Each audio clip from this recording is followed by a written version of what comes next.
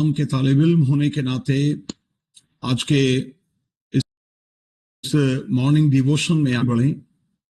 मैं अपनी तरफ से, अपने खानदान की तरफ से और अपने छोटे से गले की तरफ से, कलीसिया की तरफ से आप सबको खुदावंद में अकीदत भरा सलाम पेश करता हूं। और पादरी तस्लीम साहब से, अपनी बहन से और तमाम खुदा के खादिमों से और शायलोग टीवी की सारी टीम से हाथ जोड़कर मुआफी। कुछ अरसा हुआ कि मैं कलाम की खिदमत को इस चैनल से जारी नहीं रख पाया। कुछ स्टडीज का सिलसिला चलता रहा, चर्च ग्रोथ पर हम काम करते रहे, फिर कुछ खिदमत के हवाले से व्हाट्सएप मिनिस्ट्री के तौर पर कुछ दीगर चैनल्स के साथ मेरी कुछ ऐसी कमिटमेंट्स थी जिसकी वजह से मैं इस खिदमत को जारी नहीं रख सका। लेकिन मैं पादरी तस्लीम साहब के लिए खुदावंद की शुक्रगुजारी करता हूं, उनके प्यार के लिए। हमेशा उन्होंने कॉल्स की, मैसेजेस किए और बार बार मुझे यह एहसास दिलाया कि आप चूंकि इस टीम का हिस्सा हैं इसलिए आप वक्त निकालें, और मैं इनके प्यार के लिए बहुत शुक्रगुजार हूं। और मैं खुदावंद की शुक्रगुजारी करता हूं कि आज फिर से सैटरडे के इस स्लॉट को इन्होंने मेरे लिए इस तरह से ले लिया कि मैं इनकी इजाजत से सैटरडे के सैटरडे मॉर्निंग डिवोशन के तौर पर आपकी खिदमत में हाजिर होता रहूं और खुदा के कलाम को आपके साथ बांटता रहूं। आप सबके प्यार के लिए, सारी इज्जत अफजाई के लिए मैं दिल की गहराइयों से शुक्रिया अदा करता हूं। आइए खुदा के कलाम की तरफ चलें। अपने सामने रखें पुराने अहदनामा में से अय्यूब की किताब का 14वां बाब और उसकी पहली आयत। पुराने अहदनामा में से अय्यूब की किताब, उसका 14वां बाब और उसकी पहली आयत। From the Old Testament, book of Job, chapter 14 verse 1। इंसान जो औरत से पैदा होता है थोड़े दिनों का है और दुख से भरा है। इंसान जो औरत से पैदा होता है थोड़े दिनों का है और दुख से भरा है। इसके साथ ही हम अहदे जदीद की तरफ चलेंगे और देखेंगे करंथस के मसीहियों के नाम मुकद्दस पालूस का पहला खत, उसका 10वां बाब और उसकी 13वीं आयत। First Corinthians chapter 10 verse 13। तुम किसी ऐसी आजमाइश में नहीं पड़े। मेरी गुजारिश है कि जब खुदा के कलाम की मैं तलावत कर रहा हूं, महसूस करें कि खुदा की उंगली मेरे और आपके तरफ है और वो हम में से एक एक से कह रहा है, तुम किसी ऐसी आजमाइश में नहीं पड़े जो तुम्हारी ताकत से ज्यादा हो, बल्कि आजमाइश के साथ खुदा निकलने की राह भी पैदा कर देगा ताकि तुम बर्दाश्त कर सको। मेरे पास पुराना ट्रांसलेशन भी है, इसमें है, तुम किसी ऐसी आजमाइश में नहीं पड़े जो इंसान की बर्दाश्त से बाहर हो, और खुदा सच्चा है, वो तुमको तुम्हारी ताकत से ज्यादा आजमाइश में ना पड़ने देगा, बल्कि आजमाइश के साथ निकलने की राह भी पैदा कर देगा ताकि तुम बर्दाश्त कर सको। ये खुदा का कलाम है। खुदा के कलाम की तलावत पर बाइबल मुकद्दस के इन दोनों अहदनामों पर और खुदा के कलाम की इस खूबसूरत तहरीर पर खुदावंद की बरकत हो। आमीन। खुदा का शुक्र हो। आइए आज के इस मॉर्निंग डिवोशन की तरफ बढ़ते हुए एक बुनियादी सच्चाई को इख्तिसार के साथ आज सुबह अपने सामने रखें। खुदा के कलाम के जितने भी तालिब इल्म मेरी आवाज को सुन रहे हैं वो मेहरबानी से नोट करें, पुराने अहदनामा में से जबूर की किताब का 46वां जबूर मीर मुगन्नी के लिए बनी कोरा का मजमूर है जो अलामूत के सुर पर है। साम 46 जो है, खुदा के कलाम के तमाम तालिब इल्म जानते हैं कि ये बनी कोरा का जबूर है। मीर मुगन्नी के लिए यानी क्वायर के इंचार्ज के लिए, क्वायर के किसी लीड करने वाले के लिए इस जबूर को लिखा गया और ये अलामूत का सुर है। अब जितने मौसीकी से दिलचस्पी रखने वाले लोग हैं मेहरबानी से नोट करें, दो तरह के सुर जो हैं वो इस्तेमाल में लाए जाते हैं, जिनको दो मुख्तलिफ नाम दिए जाते हैं, कोमल सुर और फिर तीवर सुर। एक वो जो कुछ मध्यम आवाज के सुर हैं और एक वो जो ऊंचे सुर कहलाते हैं। अब इसमें कोई शक नहीं कि खवातीन का सुर जो है वो मर्दों के मुकाबले में जरा ऊंचा है। वो मर्दों के मुकाबले में ऊंचा गाने की सलाहियत रखती हैं और ये सलाहियत उन्हें खुदा की तरफ से मयसर है।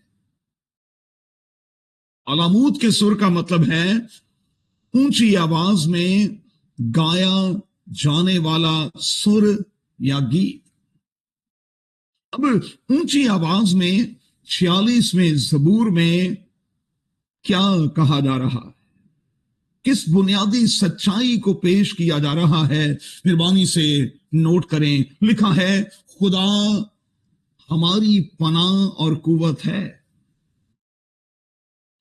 ये बात हमें धीमे सुर में नहीं, धीमे अंदाज में नहीं।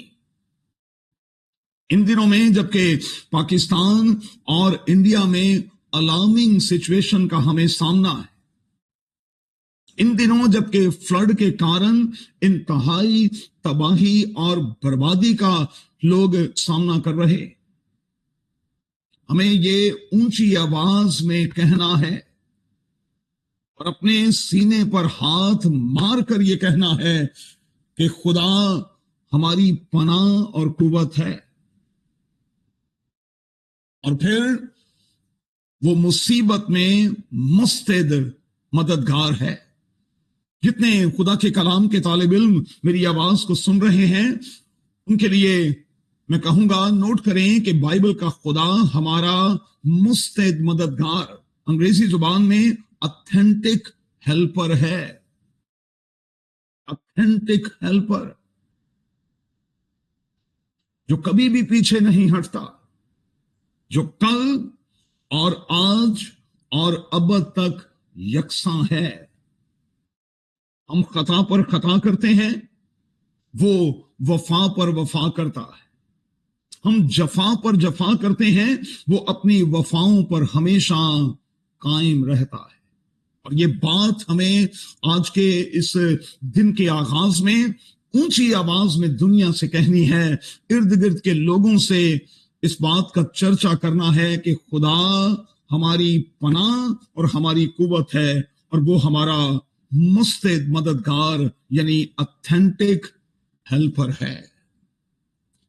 अब आइए इसी सच्चाई के साथ अपने मजमून की तरफ चलें और आज सुबह के लिए हमारा मजमून होगा, प्रॉब्लम्स को अपॉर्चुनिटीज समझें। जिस मजमून के तहत हम मॉर्निंग डिवोशन की तरफ बढ़ रहे हैं वो मजमून है, प्रॉब्लम्स को अपॉर्चुनिटीज समझें। खुदा के कलाम का कॉल क्या है? इंसान जो औरत से पैदा हुआ थोड़े दिनों का है और दुख से भरा है। मैंने हमेशा अपने लोगों को यह सिखाया है कि अगर मैं और आप अय्यूब की किताब की इस आयत पर गौर करें तो एक सीधा सा मफहूम यहां जो उभर कर सामने आता है वो ये है कि जिंदगी थोड़ी है लेकिन दुख बहुत ज्यादा है। जिंदगी थोड़ी है लेकिन दुख जो है वो बहुत ज्यादा है। और मैंने हमेशा ये सिखाया कि कई बार ऐसा होता है कि दुख सहेलियां बन बन कर आते, एक दुख से जान नहीं छूटती, दूसरे ने सर उठाया होता है, दूसरे से जान नहीं छूटती, तीसरे ने सर उठाया होता है। और मैं हाथ जोड़कर कहूंगा, पाकिस्तान की मौजूदा सिचुएशन में हम एक मुसीबत से निकलते नहीं, दूसरी मुसीबत में धंस जाते, दूसरी से निकलते नहीं, तीसरी मुसीबत की तरफ चल निकलते हैं। उसकी वजह क्या है? उसकी वजह यह है क्योंकि हम खुदा के साथ ऑनेस्ट, हम खुदा के साथ लॉयल नहीं हैं। हमने अपने खुदा को बड़ा लाइट लिया हुआ है, बेबाकी के साथ हम गुनाह करते और करते चले जाते हैं और जिंदगियों में खुदा का कतन कोई खौफ, कतन कोई डर रहा ही नहीं। और जब इस किस्म के हालात पैदा होते हैं तो फिर पै दर पै मुख्तलिफ किस्म की आजमाइशों में से, टेस्टों में से हमें गुजार कर, इस अलार्मिंग सिचुएशन में डालकर खुदा हमें यह एहसास दिला रहा होता है कि हम होश के नाखून लें। 2002 में फ्लड आया, इंतहाई तबाही हुई। फिर 2012 में आया, 10 साल के बाद फिर बहुत तबाही हुई। फिर 2022 में आया जिसने तमाम के तमाम रिकॉर्ड्स जो हैं वो तोड़ दिए। और अब 10 साल के बाद नहीं, सिर्फ 3 साल के बाद फिर फ्लड आया जिसने इंतहाई हलाकर रख दिया। और मैं शैलॉग टीवी के हवाले से ये कहूंगा, अगर हम इंसान ना बने तो फिर 10 साल के बाद नहीं और अब 3 साल के बाद नहीं, बल्कि साल हर साल हमें इसी किस्म की तकलीफों का सामना करना पड़ेगा। अगर कानों को ट्यून कर लें आज की सुबह में तो आवाज आ रही है कि अगर आज तुम उसकी आवाज सुनो तो अपने दिलों को सख्त ना करो। अगर आज तुम उसकी आवाज सुनो तो अपने दिलों को सख्त ना करो। ये दिली सख्ती ही के कारण तो हमारे साथ सब कुछ हो रहा है। 10-10 साल के वक्फे के साथ बड़े सैलाबी रेलों का हमें सामना करना पड़ा अब 3 साल के बाद। और खुदा ना करे कि हमें हर साल इस किस्म की सिचुएशन में से गुजरना पड़े। इसलिए भाई अर्नेस्ट मल की आवाज मेरे और आपके कानों में पड़नी चाहिए, जो हमें सिखा गए हैं, तू आजा घर लौट आ, अब बेटे घर लौट आ, दुनिया की भीड़ में क्यों खो रहा, मिलेगा कुछ भी ना फल जो बो रहा, तू आजा घर लौट आ, अब बेटे घर लौट आ। इससे पहले कि अजीजों बहुत देर हो जाए, हमें मुशरफ बनकर खुदावंद के पास आना होगा, क्योंकि बाइबल का खुदा तो आज भी मुशरफों का बाप होने के नाते बाजू खोलकर मेरी और आपकी वापसी का इंतजार कर रहा है। आइए जरा एक स्टेप आगे बढ़ें। कई बार मैंने अर्ज किया कि एक प्रॉब्लम से निकलते नहीं, दूसरी का सामना करना पड़ता है। एक प्रॉब्लम से जान छूटती नहीं कि दूसरी ने सर उठाया होता है। और ऐसे में फिर मैं और आप ये सवाल कर रहे होते हैं, वाई मी, मेरे साथ ही क्यों, वाई मी।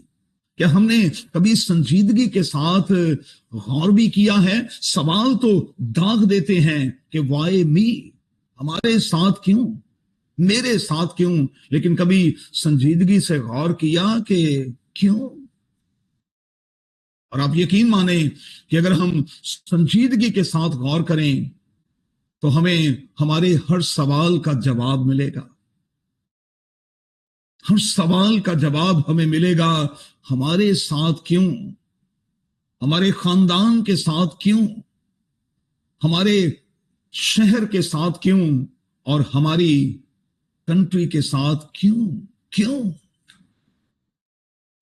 इसलिए कि हम सही ट्रैक पर नहीं, हम खुदामंद अपने खुदा के साथ चल नहीं रहे, बेबाकी के साथ गुनाह पर गुनाह करते चले जा रहे हैं, और हमने अपने रब खुदामंद को बहुत लाइट और फिर लाइट और फिर लाइट ले रखा है। चलिए आगे बढ़ते हैं। खुदा के कलाम की आवाज क्या है? तुम किसी ऐसी आजमाइश में नहीं पड़े। अब भी खुदा उंगली करके मुझसे और आपसे, हम में से एक एक से ये कह रहा है, अब भी तुम किसी ऐसी आजमाइश में नहीं पड़े जो तुम्हारी बर्दाश्त से ज्यादा है। ये तो जरा सा फ्लड आया तो हमने सर पर बाजू रख लिए।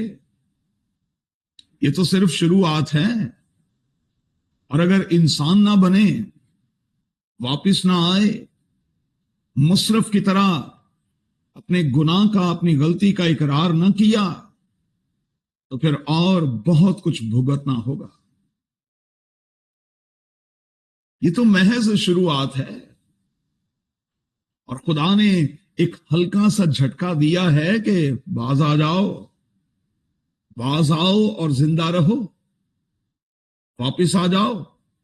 और अगर तुम वापिस नहीं आओगे तो फिर इस किस्म की तकालीफ का, परेशानियों का, मुसीबतों का सामना करते और फिर करते और फिर करते चले जाओ।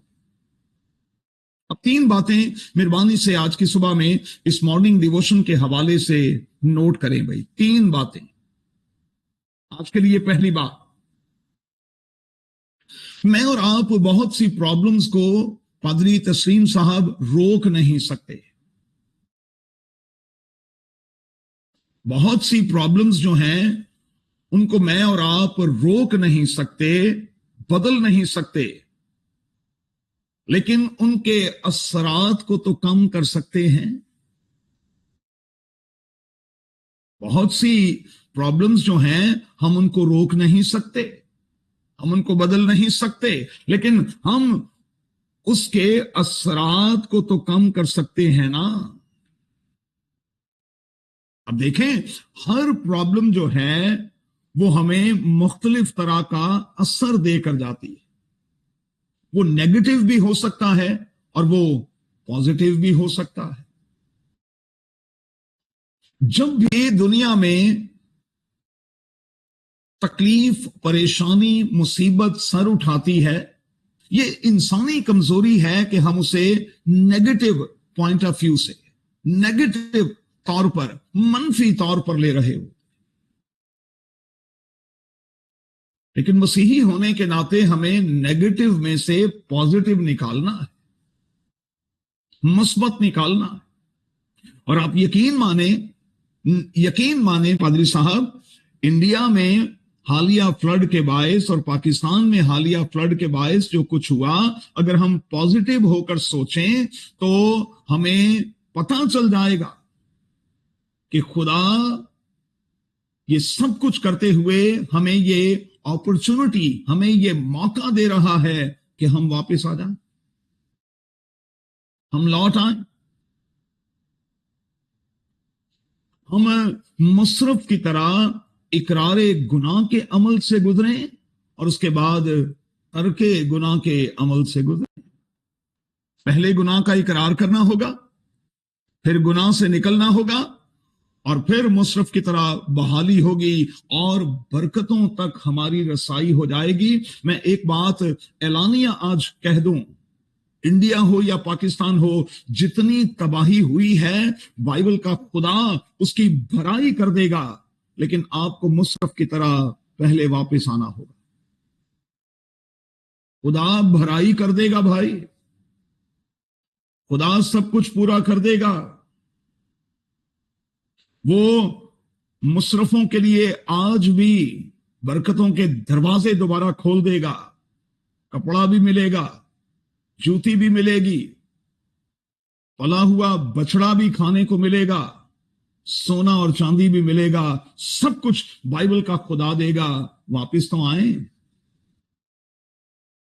अपने गुनाह का इकरार तो करें, अपनी खता को माने तो सही, और फिर उसको तर्क करके खुदावंद की तरफ संजीदगी से बढ़े। मैं आपको यकीन दिलाता हूं, खुदा हमारे मुल्क को भी बहाल करेगा, हमारे खानदानों को भी बहाल करेगा, हमारे चर्च को भी बहाल करेगा, और हमें शख्सी तौर पर एक एक को बहाल करेगा।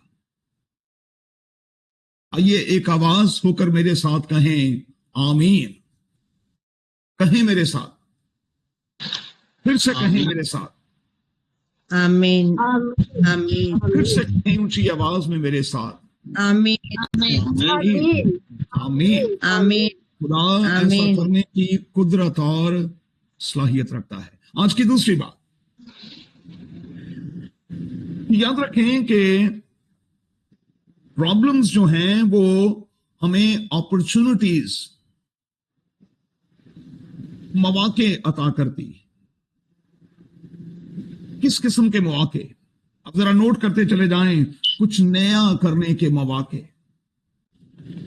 कुछ सही करने के मौके, कुछ सीधा करने के मौके, अपनी गलतियों का इकरार करने के मौके, और फिर नए तौर पर अपने सफर का आगाज करने के मौके।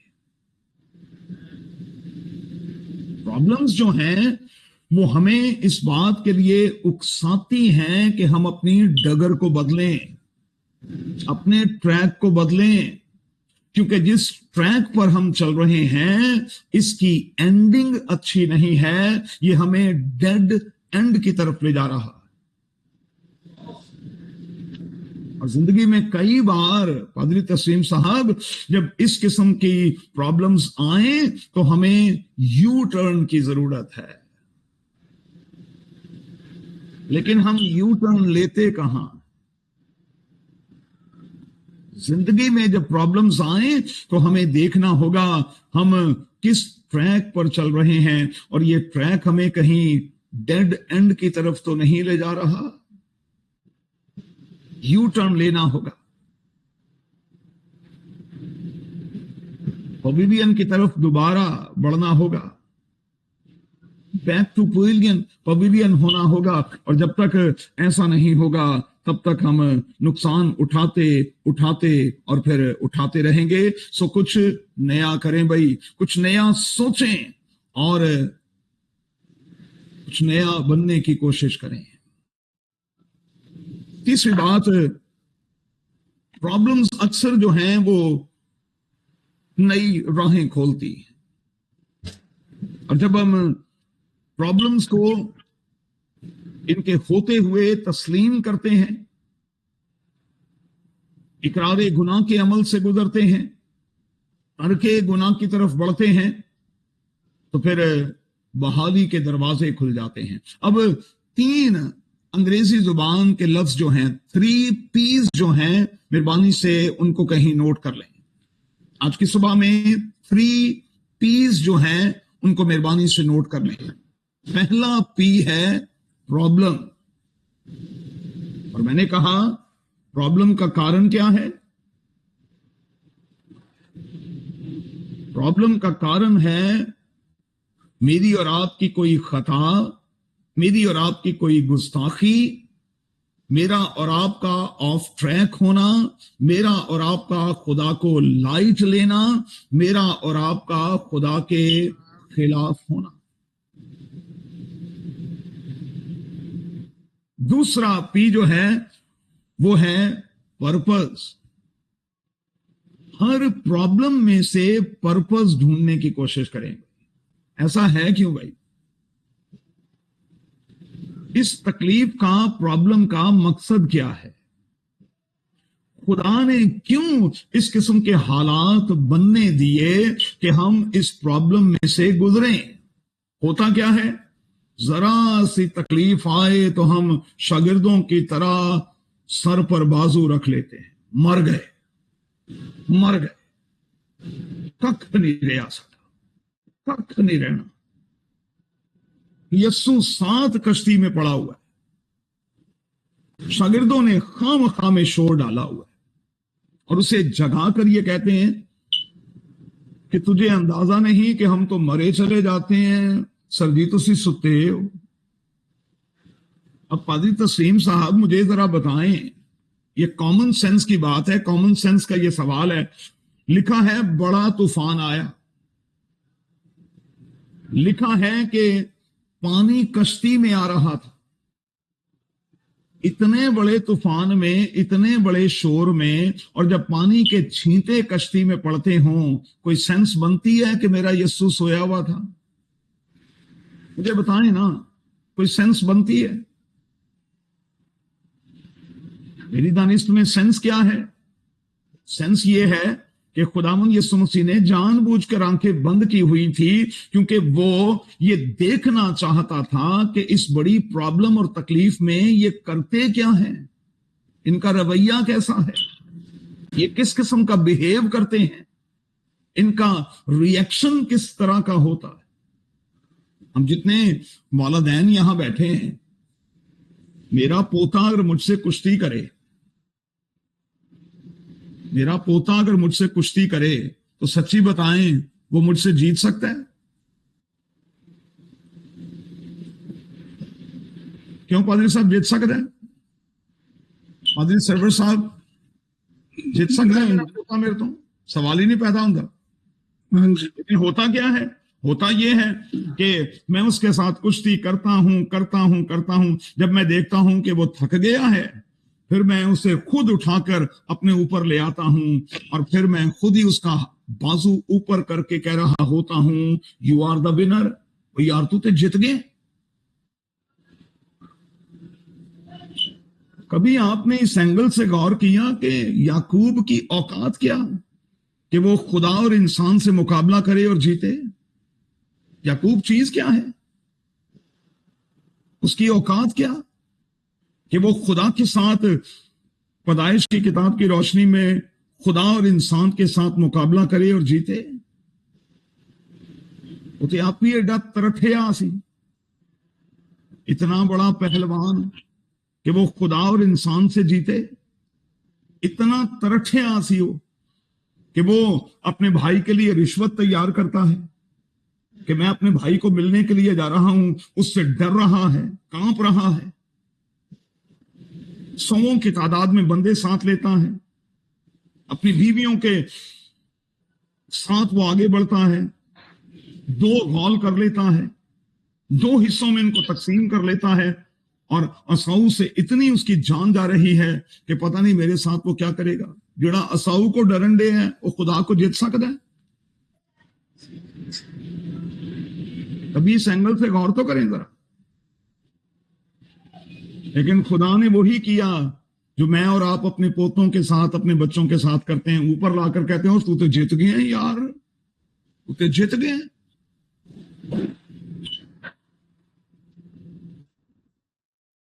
हमें हर प्रॉब्लम में से, हर तकलीफ में से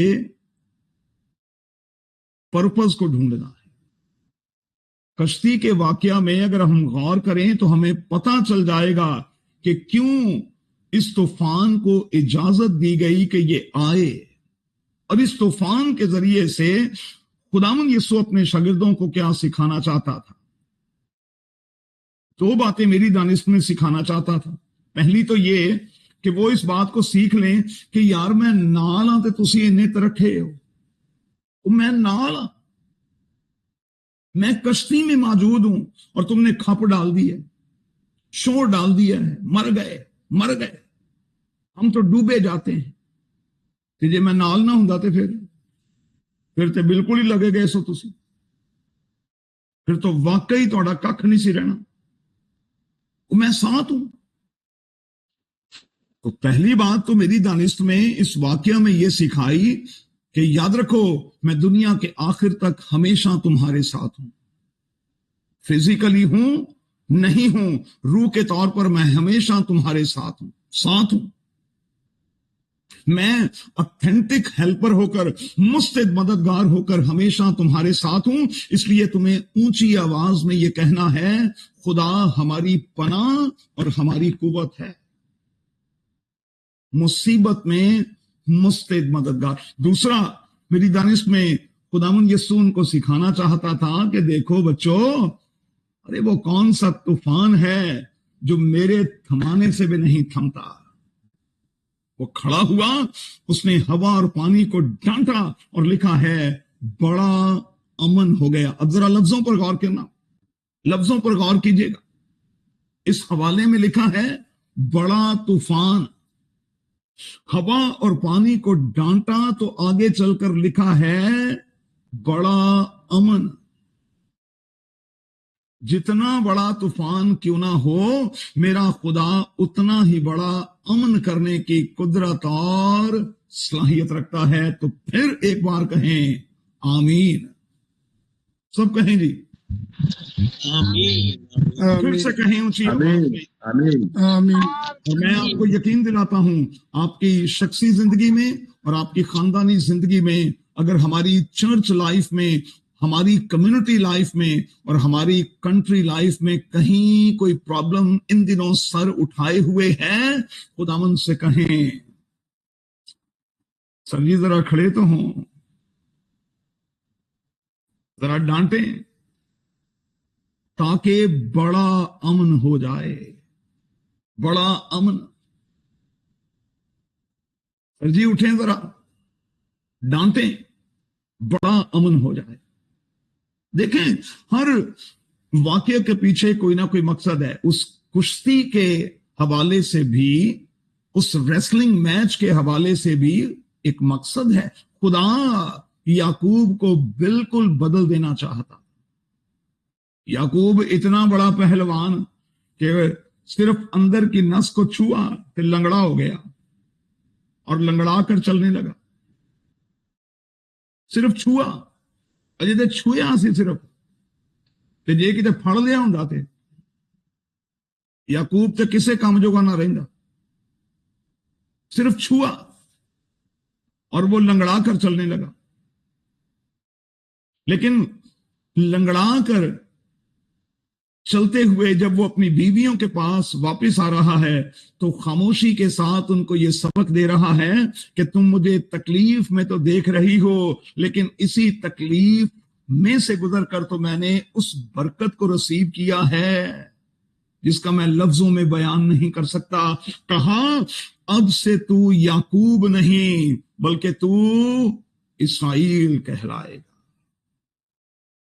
पर्पज है भाई, हर प्रॉब्लम के पीछे, हर तकलीफ के पीछे, हर टेस्ट के पीछे कोई मकसद है, पर्पज है, और उस पर्पज को खुदा के लिए ढूंढने की कोशिश किया करें। आखिरी बात, तीसरा पी है प्रोग्रेस। पहला पी था प्रॉब्लम, दूसरा पी था पर्पस, और तीसरा पी था प्रोग्रेस। तरक्की कैसे होगी भाई? जब तक मैं और आप किसी टेस्ट में से, किसी आजमाइश में से नहीं गुजरेंगे। तो फिर पादरी तस्लीम साहब, इस फ्लड के होते हुए हमें तो खड़े होकर खुदावंद से यह कहना चाहिए कि आय खुदा तू हमारे ईमान को बढ़ा। छोटे ईमान के हैं, इस तकलीफ के बायस हम अब ग्रो करना चाहते हैं, प्रोग्रेस चाहते हैं, तरक्की चाहते हैं, लेकिन हमारे ईमान को बढ़ा ताकि हम इस तकलीफ, इस टेस्ट के अमल में से गुजरते हुए ये बात जान लें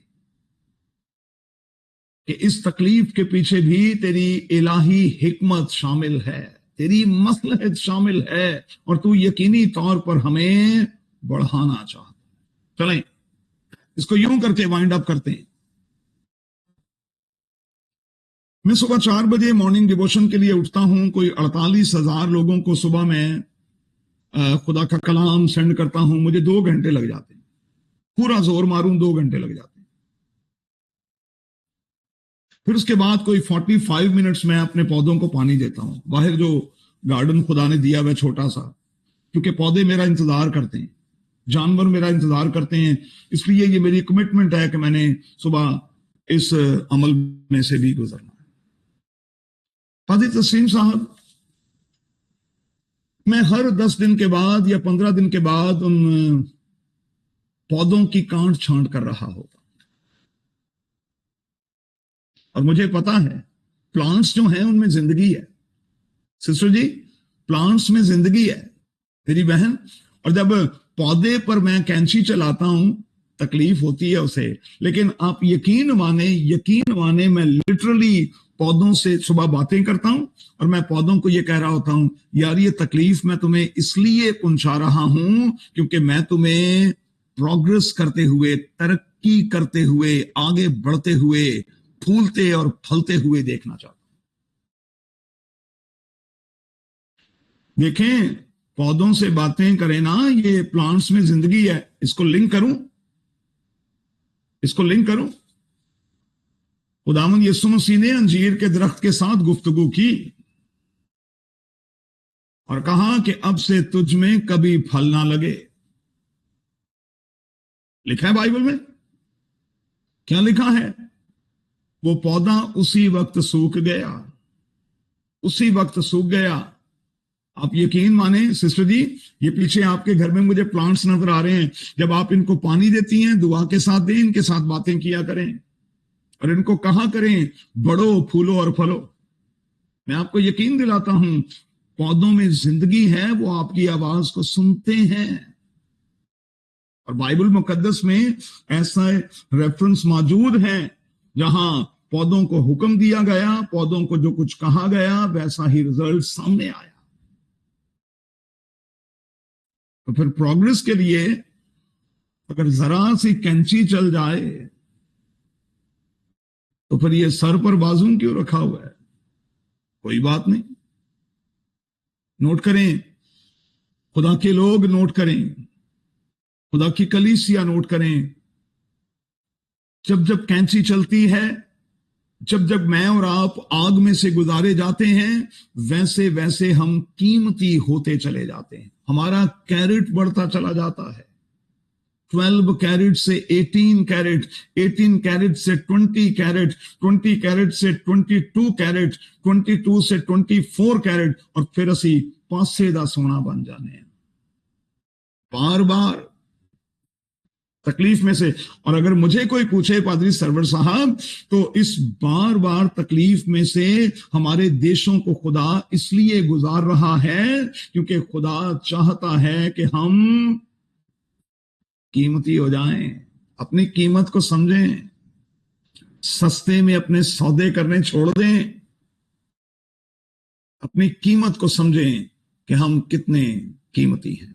तो फिर आइए आज 3 बातें अपने साथ लेकर इस इबादत से उठें। पहली बात,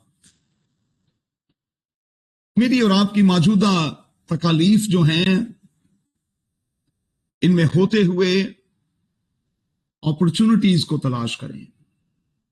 देखें कि खुदा हमें इनकी बदौलत किस किस्म के मौके अता कर रहा है। दूसरी बात, हम किसी भी तकलीफ को, किसी भी मुसीबत को कई बार रोक नहीं सकते, लेकिन उसके असर को बढ़ा भी सकते हैं, कम भी कर सकते हैं। उसको लाइट भी ले सकते हैं और उसको सर पर भी सवार कर सकते हैं। मैटर करता है कि हम उसे किस एंगल से देखते हैं। इंसानी एंगल से देखेंगे, सर पर बाजू रख लेंगे। अगर खुदा के एंगल से देखेंगे तो फिर शुक्रगुजारी के लिए हम अपने हाथ उठाना शुरू कर देंगे। अच्छा हुआ कि मैंने मुसीबत उठाई, अच्छा हुआ। ये ज़बूर नवीस मेरा ख्याल है कि दुनिया का पहला बंदा है जो कह रहा है कि अच्छा हुआ मैंने तकलीफ उठाई। वरना दुनिया का कौन सा बंदा है जो कहता है कि भाई सब तकलीफ बड़ी चंगी होंगी जी। अच्छा हुआ कि मैंने तकलीफ उठाई ताकि तेरे आइन, पर्पस की बात है, ताकि तेरे आइन सीख लूं। इसका मतलब यह हुआ कि पहले नहीं सीखे हुए थे। तीसरी और आखिरी बात, अगर आज मैं और आप इस टेस्ट टाइम में से गुजर रहे हैं, खानदानी जिंदगी के हवाले से, शख्सी जिंदगी के हवाले से, अपनी मुल्की जिंदगी के हवाले से, तो खुदा हमें ये मौका दे रहा है कि हम अपने ट्रैक को बदलें। डेड एंड की तरफ जिस सफर को हमने जारी रखा हुआ है, यू टर्न करें, वापस आएं। और मैं आज की सुबह में आप तमाम बहन भाइयों को, खुदा के खादिमों को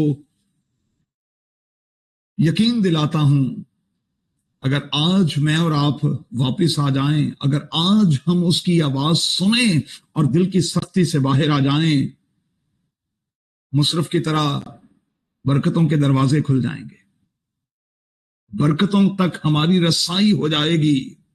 सब चीजें मेरे और आपके लिए मुमकिन और फिर मुमकिन और फिर मुमकिन होती जाएंगी। आमीन। खुदामंद हम सबको बड़ी ही बरकत दे और आज के दिन में खुदामंद के पास लौट आने का भारी फजल बख्शे। आमीन। आमीन। आमीन।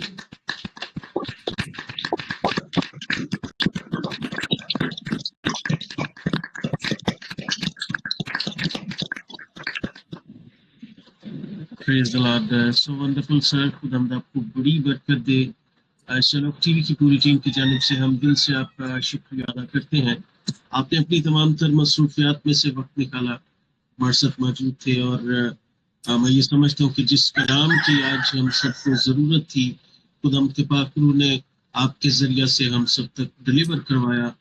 हम खुदावंद का शुक्रिया अदा करते हैं और आपका भी शुक्रिया अदा करते हैं। Thank you sir. Praise the lord. So आइए मेरे अजीजों, हम सब अपनी आंखों को बंद करेंगे। आज की इस खूबसूरत कलाम की शुक्रगुजारी के लिए, खुदा के खादिम के लिए, हम सब की बरकत के लिए, और जितनी भी प्रेयर रिक्वेस्टें, दुआया दरख्वास्तें शलोक टीवी को मसूल हुई हैं, हम पूरे ईमान के साथ उनको खुदा उनकी हजूरी में रखेंगे। मेरी गुजारिश होगी खुदा के खादिम पास्टर लखवीर सिंह साहब से कि वो इस दुआ में हमारी रहनुमाई करें। उसके बाद में सिस्टर सहर हमारे साथ मौजूद हैं यासीन की आईडी से, वो दुआ रबानी में हमारी मदद करेंगी। और आखिर में खुदा के खादिम सीनियर पास्टर पास्टर सरवर मकसूद साहब कलाम बरकत के साथ कलीसिया को रुखसत करेंगे। आज पादरी विलियम साहब बरकत देंगे सबके लिए, ये मेरी रिक्वेस्ट। थैंक यू भाई साहब, थैंक यू। आओ सारे सी अपनी अखां बंद करिए, तिरान चुकाइए, प्रभु की हजूरी में महसूस करते हुए दुआ करें। कदूस कदूस कदूस जिंदा रब्बुल फ़ात, जो था, जो है, जो आने वाला है। खुदा मैं दिल दी गहराइयां तो तुहाडा धन्नवाद करदा अज दे दिन लिए, सुंदर समय ਲਈ। एक बार फिर मौका दिता कि तुहाडे चरणा च आए पिता, तुसीं अपने बेटे बेटियां नूं अग दे छोले बना के इस्तेमाल कीता, गाउण वाले दे गले नूं मस्सा कीता, बजाउण वाले दे हत्थां नूं मस्सा कीता। तुसीं अपने मन पाउंदी स्तुति लई है पिता, जिन्नियां दुआवां प्रार्थना कीतियां गईयां पिता, उन्हां सारियां दे तुहाडे कंन लगे रहे पिता। जदों तुहाडे बोलण दा समां तुसीं अपने बंदा द्वारा पिता साडे नाल हम कलाम पिता सचमुच अपने बंदे नूं अग दा शोला बना के इस्तेमाल कीता पिता, उन्होंने लफ्ज़ां दी तरतीब दित्ती है पिता।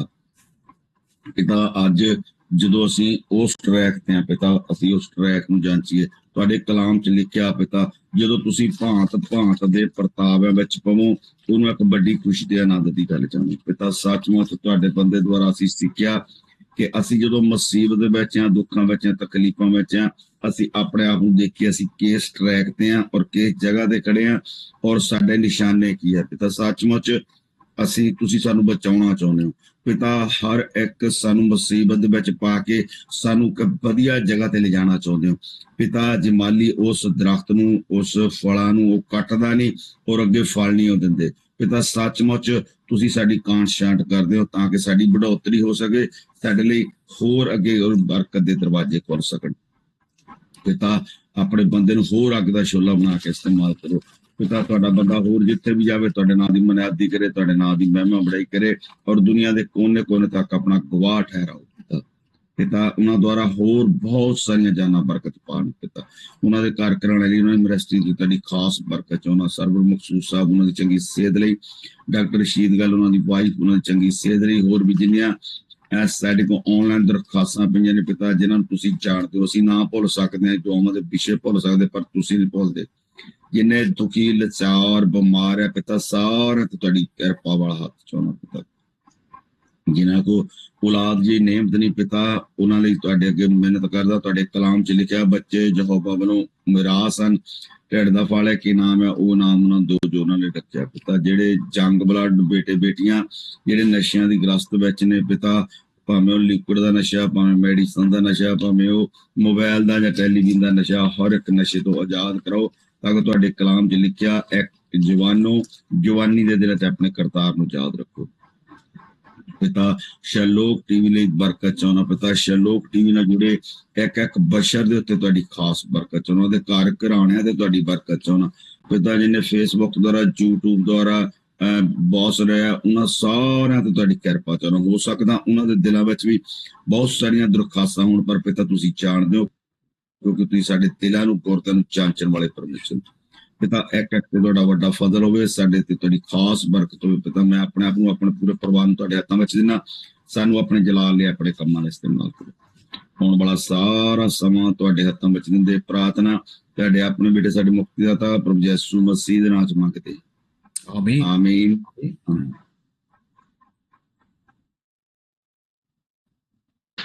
आमीन आमीन। सिस्टर सहर यासीन की आईडी से आप मेहरबानी में मदद कीजिए।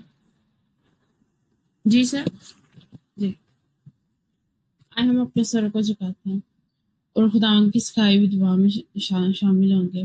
ऐ हमारे बाप तू जो आसमान पर है, तेरा नाम पाक माना जाए और तेरी बादशाही है, तेरी मर्जी जैसे आसमान पर पूरी होती है जमीन पर। हर रोज रोटी आज जिसने हम अपने कर्जदारों को माफ करते तो भी हमारे कसूर माफ, बल्कि कुदरत जलाल हमेशा करते रहे। आमीन आमीन आमीन। और अब जो तुमको ठोकर खाने से बचा सकता है और अपने पुरजलाल हजूर में कमाल खुशी के साथ बेऐब करके खड़ा कर सकता है, उस खुदाए वाहिद का जो हमारा मुनज्जी है, जलाल और अजमत और सल्तनत और इख्तियार हमारे